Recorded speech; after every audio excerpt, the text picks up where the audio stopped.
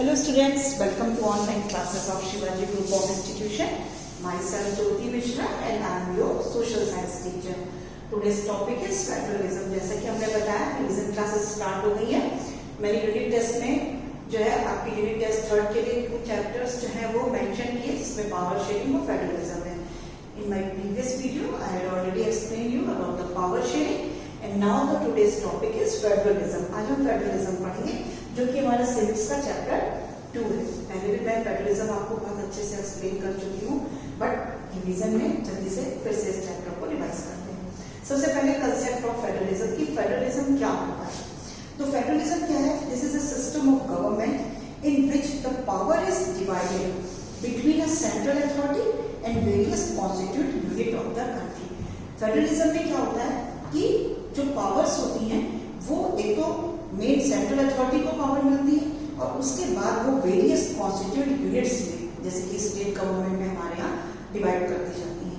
तो तब जहाँ पर इस तरह का सिस्टम होता है तो वहाँ पर फेडरल सिस्टम होता है जिसको हम लोग फेडरलिज्म भी बोलते हैं. अब federation has 2 levels of government. जो फेडरेशन होता है उसमें 2 लेवल्स ऑफ गवर्नमेंट होती है. One is the government for the entire country. एक जो लेवल होती है, एक जो कंट्री जो एक गवर्नमेंट होती है वो पूरी एंटायर कंट्री के लिए होती है गवर्नमेंट और रिस्पॉन्सिबल होती है कॉमन नेशनल इंटरेस्ट के लिए.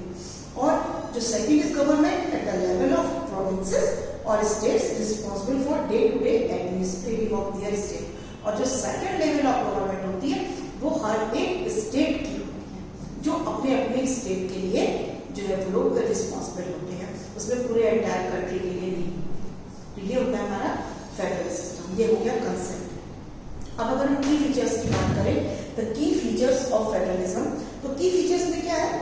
इसमें 2 और मोर लेवल ऑफ गवर्नमेंट होती है. जो फर्स्ट फीचर है इसका, जैसा कि हमने आपको बताया, जैसे कि इंडिया में हमारा जो है वो वैसे तो 2 लेवल है लेकिन अब हम लोगों ने इसमें लोकल बॉडीज को भी जोड़ा. लोकल बॉडीज क्योंकि यहाँ पर इंडिया में डिसेंट्रलाइजेशन हो गया. ये देखिए यहाँ पर हम पढ़ेंगे decentralisation India.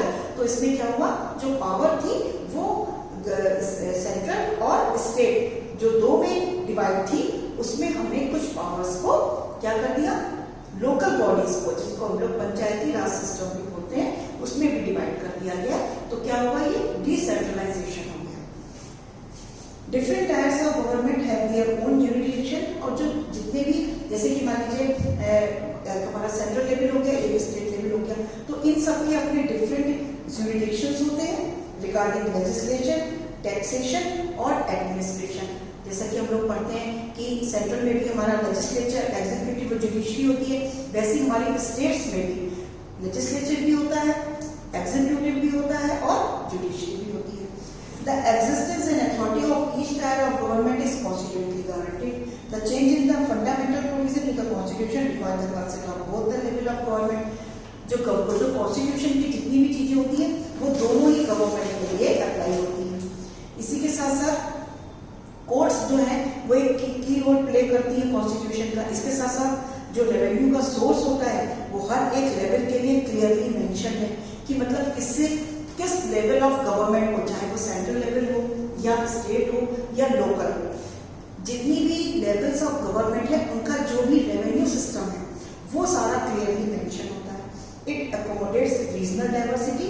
N ideal federal system of government must have mutual trust and agreement to live together. अब यहाँ पर हम लोग पढ़ेंगे balance of power between central और स्टेट. अब देखिए सेंट्रल और स्टेट के बीच में हम पावर को किस तरह से जो है वो हम डिवाइड करते हैं या बैलेंस बनाकर चलते हैं. The exact balance of power between the central and state government varies from one federation to another. देखिए इसमें 2 वेज होती है. इन फर्स्ट टाइप, पहले टाइप में क्या होता है, come together on their own to form a bigger unit and they have equal share and are equally strong. Come together. देखो बैलेंस बनाने में 2 चीजें होती हैं हमारी.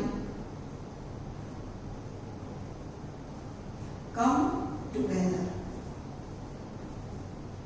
और सेकंड होती है hold together.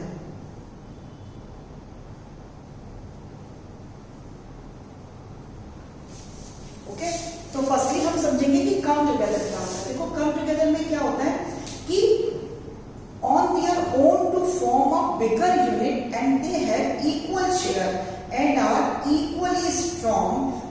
The federal government. जैसे कि इसके एग्जांपल में हम देखेंगे यूएसए, जैसे कम टुगेदर में हमारा एग्जांपल है यूएसए, ऑस्ट्रेलिया और स्विट्जरलैंड।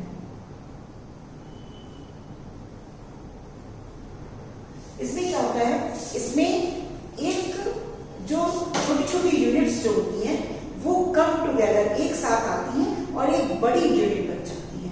तो वहां पर क्या होता है, सब यूनिट्स की अपनी अपनी अलग पावर होती है, कोई किसी से किसी के ऊपर किसी की कोई भी इंटरफेरेंस नहीं होती है, सिर्फ वो एक बिग यूनिट में आ जाती है जिसको हम लोग बोलते हैं कम टुगेदर। तो ये भी हमारा क्या है, पावर है का बैलेंस बनाने के लिए करते हैं। और जो दूसरा हमारा है, in the second type the central government stands to be more powerful by state. अब देखो जो सेकंड फॉर्म ऑफ गवर्नमेंट है, इसका जो हमने आपको होल्ड टुगेदर बताया, उसका एग्जांपल क्या है, इसमें क्या होता है, जो मेन पावर होती है वो ज्यादा पावरफुल होती है जिसको सेंट्रल बोलते हैं, और फिर वो अपनी पावर्स को स्टेट में अलग अलग ये छोटे छोटे उसमें जो है वो डिवाइड कर देती है। तो ये हमारा होता है होल्ड टुगेदर, सबको होल्ड करके रखना। ठीक है, तो ये हमारा इसके एग्जांपल में हम देखेंगे क्या आता है, इंडिया, स्पेन, जैसे इंडिया में है स्पेन, ये इसके एग्जांपल है, लाइक बेल्जियम भी। ओके, तो अब आपने इसमें डिफरेंस समझा। कम टुगेदर में क्या होता है, बड़ी बड़े अलग अलग कंट्रीज, अलग अलग यूनिट्स आपस में एक हो जाती हैं कम टुगेदर, बट अपनी अपनी पावर के साथ में रहती है, किसी के साथ किसी का कोई इंटरफेरेंस नहीं होता है, और ये एक अपने में अलग करती है। लेकिन जो होल्ड टुगेदर होता है, जैसे कि इंडिया में है, इंडिया में क्या है, एक जो मतलब हमारी गवर्नमेंट है वो मोर पावरफुल है, और उसके साथ उसने अपनी कुछ पावर्स को शेयर किया छोटी छोटी यूनिट्स में, जैसे कि अलग अलग स्टेट में। तो यहाँ पर हमारा हो गया ये होल्ड टुगेदर, जिसका एग्जांपल हमारा इंडिया आ गया। अब देखिए federal system is unitary system. जो फेडरल सिस्टम होता है वो एक यूनिटरी सिस्टम होता है। अंडर द यूनिटरी सिस्टम, अब देखो फेडरल सिस्टम में दो चीजें हो गई। यूनिटरी सिस्टम क्या होता है, यूनिटरी सिस्टम होता है जहां पर पूरी पावर सिर्फ एक के पास हो, किसी एक गवर्नमेंट के पास या सेंट्रल के पास खाली अगर है तो वो यूनिटरी सिस्टम हो गया। फेडरल का मतलब है जब एक से ज्यादा फॉर्म ऑफ गवर्नमेंट हो, एक से ज्यादा लेवल ऑफ गवर्नमेंट हो। तो यूनिटरी सिस्टम में only one level of government, और फेडरल सिस्टम में सेंट्रल गवर्नमेंट और स्टेट गवर्नमेंट दो होते हैं। अब India as a federal country, अब इंडिया में क्या है, इंडिया में एक फेडरल सिस्टम है, क्योंकि यहाँ पर दो लेवल पे गवर्नमेंट है या 3 लेवल पे गवर्नमेंट है। The Constitution originally provided a two-tier system of government that is composed of, अब देखिए इंडिया में किस तरीके से हम कह सकते हैं कि क्या है, 3 टायर ऑफ फेडरलिज्म है इंडिया, जिसमें हमारा क्या है, union list,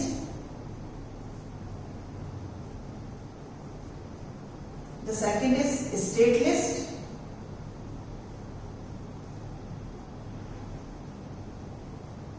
and the third is concurrent list.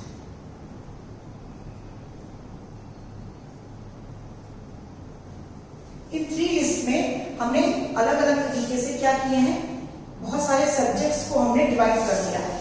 कुछ सब्जेक्ट्स हमने यूनियन लिस्ट में रखे हैं, है ना, और कुछ सब्जेक्ट्स हमने स्टेट लिस्ट में रखे हैं, और कुछ सब्जेक्ट्स हमारे कॉन्करेंट लिस्ट में हैं। तो क्या किया है, जब हमने पावर को शेयर किया तो हमने यूनियन लिस्ट में जितने भी सब्जेक्ट्स रखे उन पे जितने भी जो है वो लॉस बनाने का जो राइट था वो हमने किसको दिया, सेंट्रल गवर्नमेंट को। स्टेट लिस्ट में जितने भी सब्जेक्ट्स आ रहे हैं उसमें जो है लॉस बनाने का जो हमने राइट दिया वो किसको दिया, स्टेट गवर्नमेंट को। और कॉन्ट्रैक्ट लिस्ट में जितने भी हमारे सब्जेक्ट्स आते हैं उनमें जो लॉस बनाने का जो राइट है वो यूनियन को भी है और स्टेट को भी है। बट अगर कोई भी डिस्प्यूट यूनियन और स्टेट लिस्ट में या यूनियन और स्टेट गवर्नमेंट में अगर किसी भी सब्जेक्ट को लेके, मतलब कॉन्करेंट लिस्ट के सब्जेक्ट को लेकर अगर स्टेट और यूनियन में कोई डिस्प्यूट होता है तो जो मोर अथॉरिटी है या जो मोर पावर है वो किसके पास है, हमारे यूनियन गवर्नमेंट के पास है। तो जो यूनियन गवर्नमेंट कहेगी वैसा ही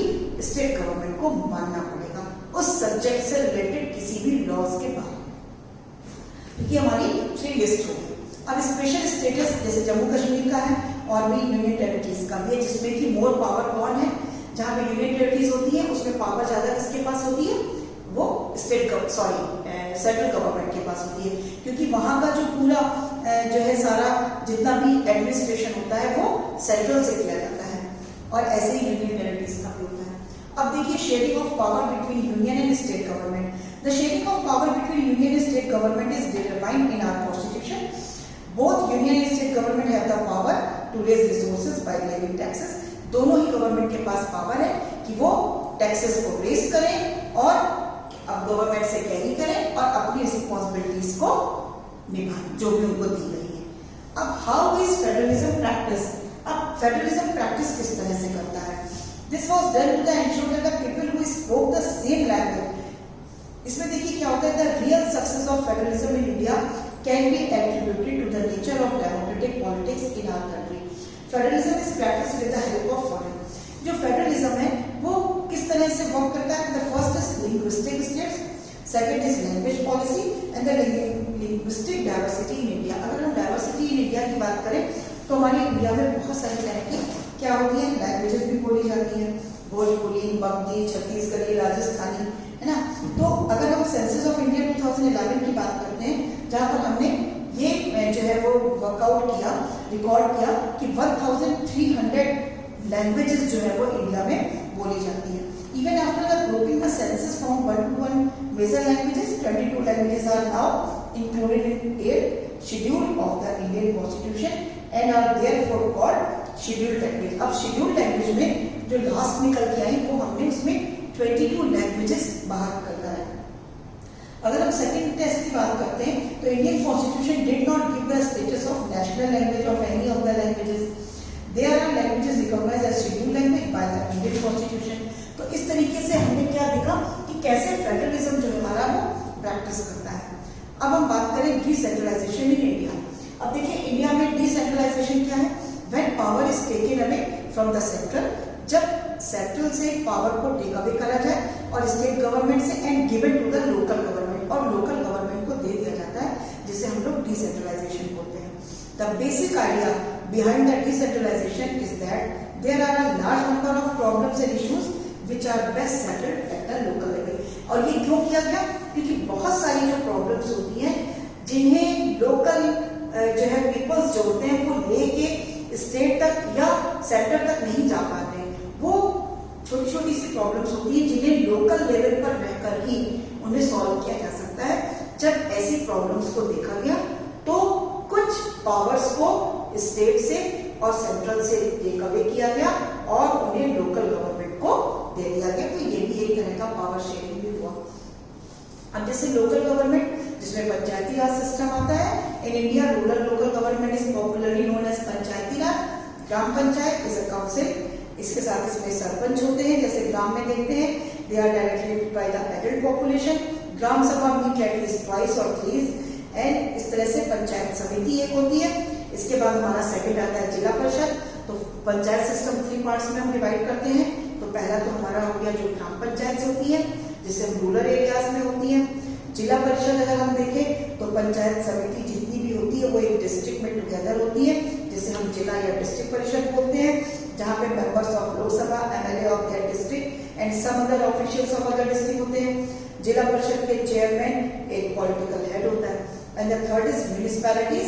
जब बिग सिटीज जहां पर होती हैं वहां पर म्युनिसिपल कॉर्पोरेशंस होते हैं, जहां पर मेयर होता है जो कि पॉलिटिकल हेड होता है वहां का, म्युनिसिपल चेयरपर्सन जो पॉलिटिकल हेड है म्युनिसिपैलिटी का। Both these local government bodies are controlled by the elected bodies जिन्हें पीपल रिप्रेजेंटेटिव करते हैं। और constitutional status of local government क्या होता है?